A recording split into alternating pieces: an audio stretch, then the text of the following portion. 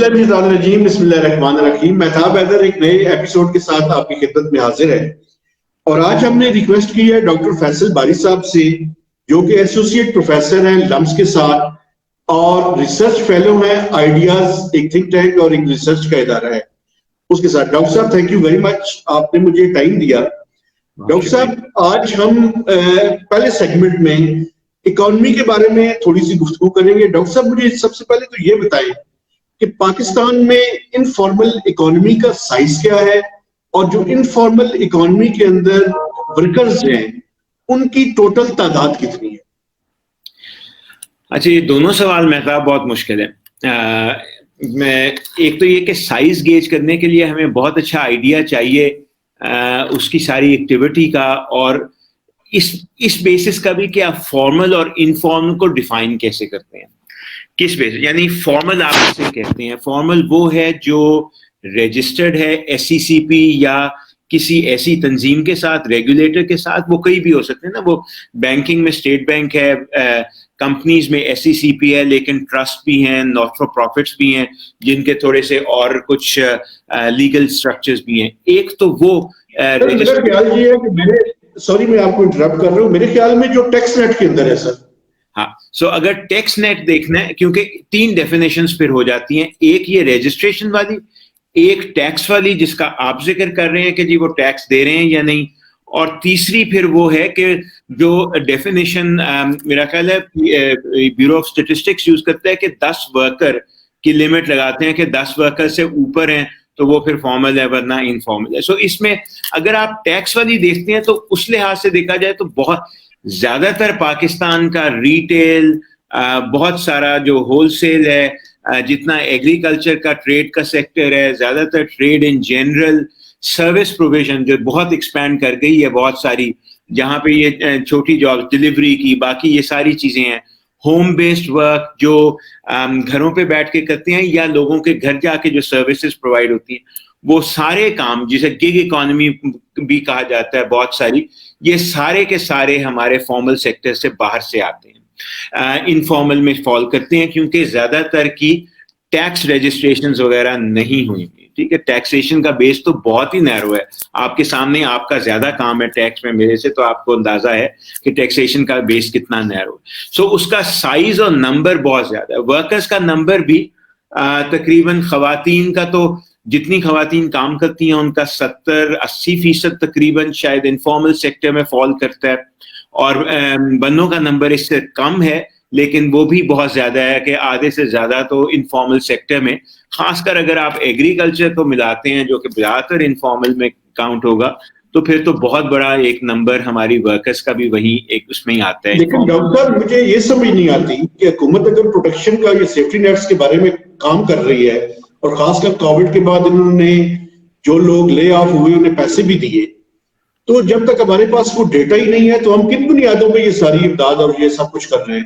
مہتاب، ہم نے اس پہ کچھ کام کیا تھا بڑی specifically from the perspective of women in the informal sector, خواتین پہ، جو خواتین کام کرتی ہیں انفارمل سیکٹر میں، ان پہ ہم نے ابھی یہ کووڈ کے بعد کام کیا تھا کہ ان پہ کیا امپیکٹ آیا ہے۔ اس ڈیٹا کو اگر آپ دیکھیں نا، اور ہم نے 1200-1300 خواتین کو جا کے انٹرویو کیا تھا، ان سے فون بیسڈ انٹرویوز تھے، کیونکہ ظاہر ہے شٹ ڈاؤن کا زمانہ تھا، تو اس میں ہم فیس ٹو فیس تو نہیں کر سکتے تھے، پر ہم دیکھنا یہی چاہتے تھے کہ ہوا کیا ان کے ساتھ۔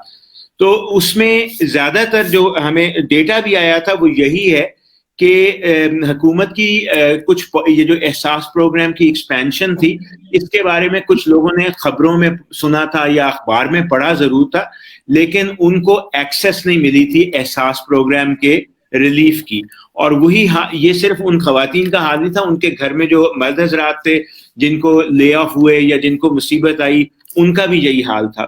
اور جب ہم نے جون جولائی میں، جب شٹ ڈاؤن بند ختم ہو گیا ہوا تھا، اکانومی آہستہ آہستہ ہم کھول رہے تھے، تب بھی ان کا انٹرویو کیا تو اس میں سے بہت ساروں نے یہی کہا تھا کہ ہمیں دوبارہ جاب نہیں ملی یا وہ والی نہیں ملی, ہمیں شفٹ کرنی پڑی, ہمارے ہسبینڈز بہت ساروں کے پاس جاب نہیں تھی, یا گھر پہ جو مرد حضرات تھے, ضروری نہیں ہسبینڈ, جو بھی تھا, بھائی تھا, کوئی والد تھے, ان کو بھی جاب نہیں ملی یا واپس نہیں مل سکے. کافی لوگوں نے یہ کہا, یا ورکنگ آورز زیادہ کرنے پڑے ہیں کیونکہ تنخواہ کم ہو گئی, کچھ وہ کٹوتی لوگوں نے کی تھی کیونکہ بزنس اتنا نہیں رہا تھا. وہ ساری چیزیں ہوئی تھیں. لیکن اور اس کے ساتھ ساتھ جو سب سے بڑی بات تھی مہتاب, کہ تقریباً 60% یا اس کے ارد گرد نمبر تھا بلکہ 70% جنہوں نے کہا تھا کہ ہم نے قرضہ کافی اٹھایا ہے ان مہینوں میں تاکہ ہم اپنے گھر کا خرچہ چلا سکیں. سو دونوں چیزیں کی تھی انہوں نے, خرچے کم بھی کیے تھے جو کر سکتے تھے, پر ظاہر ہے کھانے پینے کا خرچہ آپ کتنا کم کریں گے, دوائی کا, باقی, لیکن جو کر سکتے تھے وہ بھی کیے تھے. جتنا وہ قرض اٹھا سکتے تھے بہت ساروں نے اتنا قرض بھی اٹھایا تھا. ہماری تو سیمپل میں ایوریج 25-30 ہزار کے قریب بن گئی تھی جو لوگوں نے قرضہ اٹھا لیا تھا, اور پھر اب آگے جا کے انہوں نے پے کرنا تھا. لیکن اس میں مسئلہ وہی تھا کہ آگے نوکریاں ملیں گی, کام ہوگا شروع, اس کے بعد اس میں کوئی کوشن ہوگا تو پھر ہی وہ قرضہ دے سکیں گے نا. تو جب ان سے میں آخری بات ایک مہتاب کے, جب ان سے ہم یہ پوچھتے تھے کہ جی آپ کو احساس پروگرام کا پتہ ہے, تو بہت ساروں کو پتہ تھا, لیکن ان کے دو خیالات تھے. ایک تو یہ کہ ایپلیکیشن کا پروسیس بہت مشکل, کمبرسم, اور پیپر ورک جو ریکوائرڈ ہے, چاہے آئی ڈی کارڈ ہو, باقی چیزیں, وہ بہت ساروں کے پاس نہیں تھی, اور انہیں لگتا تھا کہ اگر وہ اپلائی کریں گے تو نہیں ملے گا. اس کی وجہ سے بہت ساروں نے پھر اپلائی بھی نہیں کیا, لیکن جنہوں نے کوشش بھی کی ان کا کہنا تھا ان میں سے بہت کم ایسے تھے جن کو وہ مل سکا تھا. اور اس کی لارجلی یہی وجہ تھی, آپ کو یاد ہوگا جب ہم بے نظیر بس پہ کام بھی کرتے تھے اور بات بھی, بس کا ڈیٹا الٹرا پور اور پور کا تھا, تو وہ جو اس کے اوپر کا نمبر ہے نا, جو جنہیں ہم لوور مڈل کلاس میں بھی کہیں گے کہ جب وہ کام کر رہے ہوں تو ان کو انکم آتی ہے, کام رک جائے تو ظاہر ہے ان کے لیے مسئلہ پڑ جاتا ہے کیونکہ سیونگ نہیں ہے. لیکن وہ جو لوگ تھے ان کا ڈیٹا تو اس میں تھا بھی نہیں ہمارے پاس نا. تو جس وقت یہ کام بند ہوئے اور ڈسرپشن آئی ہے تو وہ لوگ بھی ولنریبل ہو گئے نا. ہماری ولنریبل کی ڈیفینیشن بہت بڑی ہے پاورٹی سے. تو وہ جو ولنریبل لوگ تھے ان پہ جب مصیبت یہ پڑی نا کہ ان کی انکم روز کی یا ہفتے کی انکم رک گئی, تو پھر اصل مسئلہ پڑا. وہاں ان کا ڈیٹا تھا نہیں اور ان تک پہنچنا ہمارے لیے ممکن نہیں ہو سکا.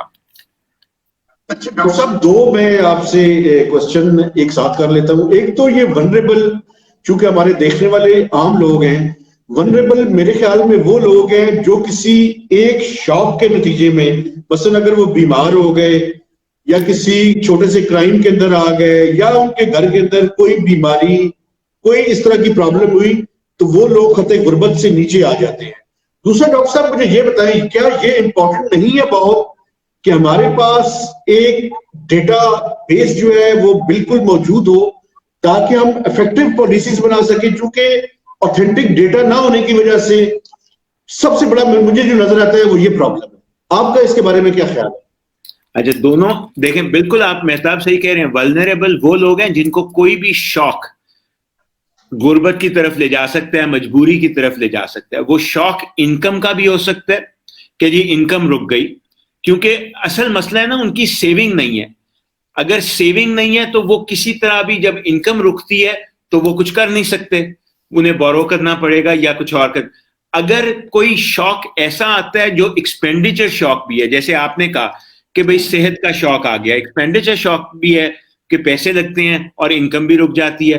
اگر اب خود بیمار نہیں ہوا تو کوئی گھر پہ بڑا بھی بیمار ہو گیا, والد صاحب والدہ بیمار ہوئی, تو پیسے لگیں گے نا.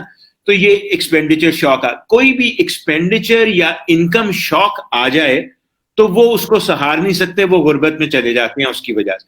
اور اس سے نکلنے کا پھر طریقہ بہت مشکل ہے, کیونکہ اگر بورو بھی کریں تو پے بیک کیسے کریں گے. تو ایک سائیکل شروع ہو جاتا ہے پھر ولنریبلٹی اور غربت کا, جس سے بچانا پھر بہت مشکل ہو جاتا ہے لوگوں کو. ٹھیک, سو اس لیے آئی کمپلیٹلی اگری کہ ہمارا جو نیٹ سیفٹی سوشل پروٹیکشن, جسے ہم پروٹیکشن کا لفظ استعمال کرتے ہیں نا, تو وہ اگینسٹ ولنریبلٹی پروٹیکشن ہے نا. جو غریب آدمی ہے اس کو پیسے دینا پروٹیکشن ہے, اس کو تو آپ ایکچولی اوپر لانے کی کوشش کر رہے ہیں. اصل پروٹیکشن جو انشورنس کی فارم میں ہے, جس کو یعنی انشورنس کا جو نوشن ہے کہ جی اگر کوئی حادثہ ہو جائے تو ہم انہیں بچا سکیں. اصل پروٹیکشن کا نوشن تو وہاں لگتا ہے, اور وہ بالکل آپ صحیح کہہ رہے ہیں ولنریبل کے ساتھ ہی لگے گا. اب یہ چیز مہتاب ہم نے اس شوق سے سیکھی نہ. تو دونوں چیزیں میں کہوں گا. دیکھیں, حکومت پہلے فوکس کر رہی تھی زیادہ غریب لوگوں کے, جو PISP میں ہمارا ٹریڈیشنل نیٹ چل رہا تھا. آئی تھنک کووڈ کی وجہ سے ہمیں یہ تو اندازہ ہو گیا کہ ایکچولی جو ولنریبل پاپولیشن ہے, جو ہم ڈیفینیشنز میں بتایا کرتے تھے, ورلڈ بینک کے آپ پیپر دیکھیں, پلاننگ کمیشن کے, اس میں ولنریبل کے نمبر ہمیشہ سے ہم کہتے تھے جی 60% ہے, 65% ہے, لیکن کبھی اس کو ہم نے بیسس نہیں بنایا تھا اپنی پالیسی کا. سو یہ کووڈ نے کیا کیا, ہمارے سامنے بالکل آنکھوں کے سامنے کر دیا ہے کہ اگر ان کو ہم بیسس نہیں بنائیں گے اپنی پالیسی کا, تو کوئی بھی شوق آیا جو اس سیگمنٹ کو افیکٹ کرتا ہے. اب وہ شوق یہ بھی ہو سکتا ہے جیسے کراپ فیلئر آ رہا ہے, اب آپ کاٹن کو دیکھیں, یا خدا نہ خواستہ آگے بھی کوئی کراپ فیل کر جائیں, یا کوئی ڈراؤٹ یا فلڈز آ جائیں, یا کوئی اور اس طرح کا کووڈ ٹائپ کوئی اور چیز آ جائے خدا نہ خواستہ, تو وہ سارے کے سارے ان کا ڈیٹا جمع کرنا اب بہت ضروری ہو گیا, تاکہ ہمیں پتا ہو کہ اگر ہم نے ان کو کوئی ٹرانسفر کرنا ہے, کوئی نوکری دینی ہے, کوئی اور بینیفٹ دینا ہے, کوئی صحت دینی ہے, کوئی تعلیم ان کے بچوں کو دینی ہے, تو وہ کس طرح, وہ کون ہوگا, کیا فیصل باری اس میں آتا ہے؟ اگر آتا ہے, یہ اس کی بیسک چیزیں ہیں جس میں اس کو ضرورت پڑ سکتی ہے, اور اس طرح کے پروگرام پھر ہمیں بنانے پڑیں گے جو اس تک پہنچ سکیں جب بھی ضرورت پڑے. ڈاکٹر صاحب, ایک پرائم منسٹر نے ایک ٹاسک فورس بنائی تھی انفارمل سیکٹرز کے جو ورک فورس ہے اس کے بارے میں کچھ, لیکن اس کے کوئی آؤٹ کم کچھ نہیں نظر آیا. تو حکومت اس کے بارے میں کچھ سوچ رہی ہے, کیا کر رہی ہے؟ مہتاب, مجھے بالکل نہیں پتا کہ حکومت کچھ سوچ رہی ہے یا نہیں, اور اگر کچھ سوچ رہی ہے تو کیا سوچ رہی ہے, کیونکہ میرا اس وقت کوئی تعلق نہیں. ایک زمانے میں وہ پرائم منسٹر کی بنی, PTI کے ساتھ عمران خان صاحب کے کافی قریب تھے, میں اس وجہ سے پوچھ رہا تھا. نہیں, وہ 2004-05 میں تھوڑی دیر انہوں نے نمل کے لیے جو نمل سیٹ کرنی تھی, اس وقت انہوں نے تھوڑی مجھے کہا تھا کہ تھوڑا سا ساتھ کام کرتے, پر 2004-05 کی بات ہے. اس کے بعد سے نہیں کام کرنے کا موقع ملا.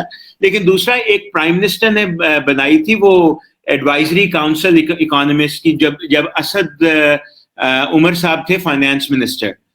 لیکن اس کے بعد جب سے اسد عمر صاحب ہٹے نا, تو وہ پھر اس کے بعد سے نہ کوئی اس کی میٹنگ ہوئی, نہ اس کا کوئی دوبارہ کام وام ہوا اس کے بعد سے. تو وہ اب اس کو بھی بات کو کیا 1.5 سال تو ہو گیا, میرا خیال اتنی سال سے زیادہ ہو گیا نا, جب اسد صاحب پہلی دفعہ ہٹے تھے. جی سر. تو اس وقت سے اس کے بعد سے کوئی کسی قسم کا انٹریکشن نہیں ہوا, اس لیے مجھے اس ٹاسک فورس کا بھی نہیں پتا, اور اگر کوئی انہوں نے کام کیا تو نہیں پتا. اگر اس پہ آپ نے بات کی ہو تو ڈاکٹر عالیہ شاید بتا سکیں, کیونکہ عالیہ جو ہے وہ کام کر رہی تھی, ڈاکٹر عالیہ اس لیبر پہ بھی اور اس سیکٹر پہ بھی, ان کو ہو سکتا ہے ہم مجھ سے زیادہ اس بارے میں پتا ہو. اچھا ڈاکٹر صاحب, یہ جو SME سیکٹر ہے, SME دیکھیں بڑا ہی امپورٹنٹ ہے فار پرووائڈنگ جابس. بالکل. تو پاکستان میں کیا وجہ ہے کہ ہم SME سیکٹر کو پوری طرح سے کوئی انسینٹیوائز نہیں کر سکے؟ نہ اس طرح کی ریگولیشنز آئی ہیں, نہ اس طرح کی فائنینسنگ اویلیبل ہے. تو اس کی بنیادی وجہ کیا ہے؟ ہم LSM پہ تو بڑی توجہ دیتے ہیں, SMEs میں بالکل کوئی توجہ نہیں ہے ہماری.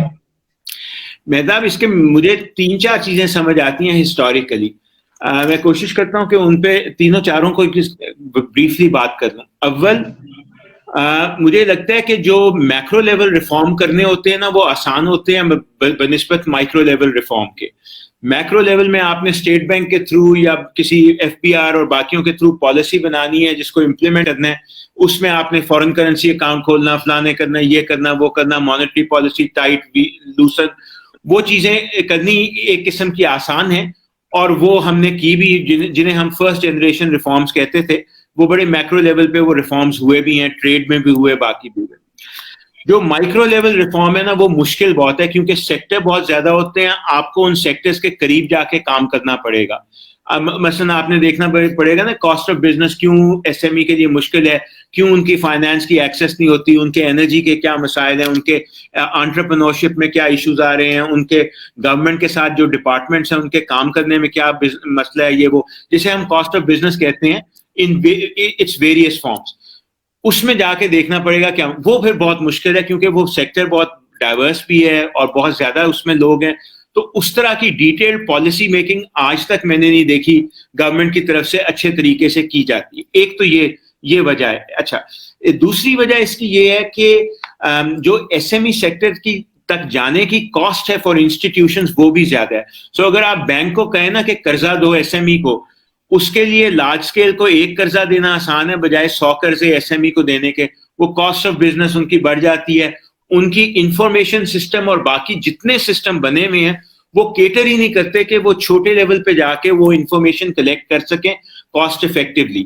وہ بڑے ایک سیٹ یا ایک بڑی انٹرپرائز سے تو ڈیل کر سکتے ہیں, لیکن چھوٹے لیول پہ جانا ان کے لیے مشکل ہے.